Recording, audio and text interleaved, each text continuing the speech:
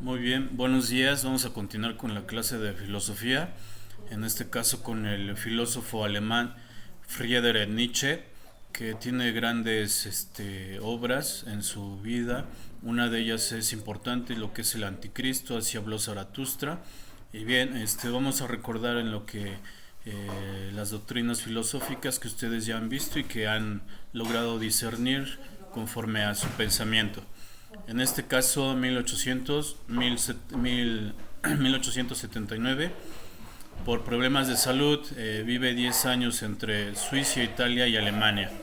En 1881 intuirá las principales ideas de su filosofía, como la del eterno retorno y la voluntad de poder. Si bien recuerdan la voluntad de poder en la asignatura de estética, que es muy importante, en un periodo de efervescencia creativa, escribe lo que es la genealogía de la moral y la muerte de Dios, como así habló Zaratustra, y más allá del bien y del mal. En 1889 manifiesta síntomas de desequilibrio mental, su estado empeora, vive en Hamburg con su madre. En 1897 muere su madre, vive con su hermana Elizabeth en Weimar. Muere en agosto de 1900, habiendo alcanzado fama y un notable influjo en el pensamiento contemporáneo. Su época fue el apogeo de los nacionalismos en Europa. Prusia inicia una época de desarrollo que culmina en la guerra franco-prusiana. Su canciller Bismarck une a Alemania iniciando el segundo Reich alemán. Mientras tanto, Italia se unifica bajo Garibaldi. Es también la era del maniquismo y la ciencia debido al auge de la creación científica del momento. En esta época surgen varias tesis filosóficas como el positivismo, el utilitarismo o el marxismo, todas ellas con un aspecto común, la sospecha y la denuncia. Los filósofos de la época sospechan del sistema capitalista, de la religiosidad, de los buenos sentimientos humanos, de los valores occidentales, etcétera. Y aquí pues hay una gran oposición al positivismo y al sistema hegeliano. Aparecen el vitalismo y el historicismo. Ambas afirman que el artista está dotado de capacidad para entender la realidad mejor que el científico. Excluyen a la razón como necesaria para explicar la naturaleza. Bien, conforme a esta doctrina filosófica, que es el vitalismo, Nietzsche menciona que es la posición filosófica caracterizada para postular la existencia de una fuerza o impulso vital sin que la vida no pueda ser argumentada. Nietzsche es gran seguidor de Schopenhauer, es el vitalista más importante. Su filosofía estará presente en el existencialismo, una de las corrientes más fundamentales, más relevantes del siglo XX. Una tesis importante de acuerdo al vitalismo, pues es la de Dios ha muerto, Dios sigue muerto y nosotros los hemos matado. ¿Cómo podríamos reconfortarnos los asesinos de todos los asesinos? El más santo y el más poderoso que el mundo ha poseído se ha desangrado bajo nuestros cuchillos. ¿Quién limpiará esta sangre de nosotros? ¿Qué agua nos limpiará? ¿Qué rito expiatorio? ¿Qué juegos sagrados deberíamos de inventar? ¿No es la grandeza de este hecho demasiado grande para nosotros? ¿Debemos aparecer dignos de ellas? Esto lo menciona en la Gaia Ciencia. Y pues la muerte de Dios es la forma de decir que la moral de Occidente ya no es capaz de actuar como código moral. El ideal del hombre superior hará sus propios valores basados en el vitalismo y no en el cristianismo. Esto es muy interesante, muy importante, ya que hay una gran transmutación de los valores. Respecto a la muerte de Dios, se afirman dos cosas: la secularización de Europa, es decir, quitar de todo a Dios y cualquier valor que esté relacionado con él, y suplantarlo con valores vitales, el hombre como ser autosuficiente.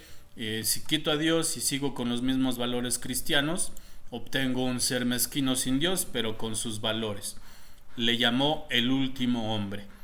Pero si quito a Dios y le doy nuevos valores, el resultado es el superhombre, que es el verdadero ser supremo. Su valor será desenmascarar la gran mentira del cristianismo moral de esclavos. Se debe de crear un pensamiento para la élite. Cada superhombre tendrá sus propios valores. No hay un valor absoluto. Entonces el hombre, a través de esta transmutación de los valores, pues que significa que el superhombre tiene sus propios valores sin ser esclavo del cristianismo. Y en su frase dignamente dicha por él, hay que ayudar a perecer a los débiles, pues esto significa que hay que ayudar a perecer el pensamiento del cristianismo.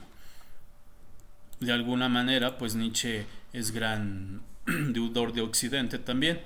La moral de los señores y la moral de los esclavos tiene una gran connotación, en especial en la hostilidad a la ética kantiana del deber, como también a la ética utilitaria y también a la ética moral cristiana. Valora como bueno únicamente la vida, lo fuerte, lo sano, lo impulsivo, con voluntad de dominio. Lo malo será lo débil, lo enfermizo, lo fracasado. La compasión es el sumo mal. Que aquí pues logra distinguir dos tipos de moral. La moral de los señores, que es las individualidades poderosas, de superioridad y de vitalidad, de rigor para consigo mismas, y la moral de exigencia y afirmación de los impulsos totalmente vitales. Aquí en la moral de los esclavos, es decir, de los débiles y los miserables, faltos de confianza en la vida, valoran la compasión, humildad, paciencia. Es una moral de resentidos, opuesta a todo lo superior, pues busca igualitarismos. Nietzsche atribuye este carácter a la moral totalmente cristiana. En su valoración del esfuerzo y del poder, pues exalta la guerra productores de valores superiores, es decir, el espíritu de sacrificio, valentía, generosidad. Frente al hombre industrial y utilitario de la burguesía, Nietzsche de alguna manera afirma que la idea del caballero, del hombre animoso y pujante que entiende la vida, es generosamente. El superhombre, como bien lo mencioné respecto a esta cuestión del vitalismo, se opone a todas las corrientes igualitarias, humanitarias, democráticas de la época. Es un afirmador de la individualidad poderosa. El bien máximo es la misma vida, que culmina totalmente en la voluntad de poder. El hombre debe superarse, terminar en algo que esté por encima de él, así como el hombre está por encima del mono. Es decir, el hombre que supera al hombre sería totalmente el superhombre. Nietzsche de alguna manera toma sus modelos en los personajes renacentistas sin escrúpulos y sin moral, pero con magníficas condiciones vitales de fuerza, de impulsos y de energía, y esto lo lleva a una nueva idea de la moral. Y pues respecto a lo dionisiaco y lo apolineo, pues también ya lo vimos en Estética, pero Nietzsche da una interpretación de Grecia que tiene gran alcance para su filosofía, distinguiendo dos principios: lo apolíneo y lo dionisiaco, que responde a los dos dioses griegos, Apolo y Dionisios. Lo apolineo pues es el símbolo de la serenidad, de la claridad, de la medida, del racionalismo, es decir, es la imagen clásica de Grecia, mientras que lo dionisiaco es lo impulsivo, lo excesivo y lo desbordante, es decir, la afirmación de la vida, el erotismo, la orgía como culminación de este afán de vivir, de decir sí a la vida a pesar de todos sus dolores. Hay dos grandes influencias: el irracionalismo, no hay valor absoluto, no es la razón lo que nos mueve, lo que nos impulsa a movernos es la voluntad de poder. Y la segunda, que es el nihilismo, es decir, no hay un referente, no hay verdad objetiva, sino varias subjetivas, no hay trascendencia, la vida es un sinsentido. En esto consiste el nihilismo y es muy importante en su reflexión de Nietzsche. El nihilismo, como todos los valores supremos, pierden su valor original.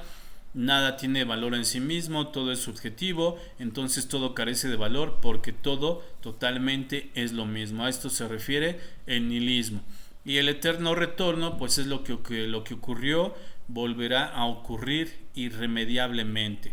Es un vicio, es un ciclo vicioso, el eterno retorno. Y porque en consecuencia pues tiene que ocurrir inevitablemente. Es decir, niega una posibilidad metafísica, además la parte de la pérdida de la fe en Dios y en la de la inmortalidad del alma. Pero esa vida que se afirma, que se pierde, que se pierde, que siempre será más, que pide eternidad en el placer, volverá una vez y otra. Nietzsche utiliza una idea procedente de Heráclito, la del eterno retorno de las cosas, si bien la recuerdan con los presocráticos. Cuando estén realizadas todas las combinaciones posibles de los elementos del mundo, quedará todavía tiempo indefinido por delante. Volverá a empezar el ciclo indefinidamente. Todo se repetirá y volverá eternamente, incluso lo malo, lo miserable, lo vil, pero el hombre puede ir transformando el mundo y asimismo mediante una transmutación de todos los valores y encaminarse al superhombre, pues de este modo la afirmación vital no se limita a aceptar y querer la vida una sola vez, sino infinitas veces. En eso consiste el vitalismo. Les agradezco mucho su atención y me hacen las actividades correspondientes. Muchas gracias.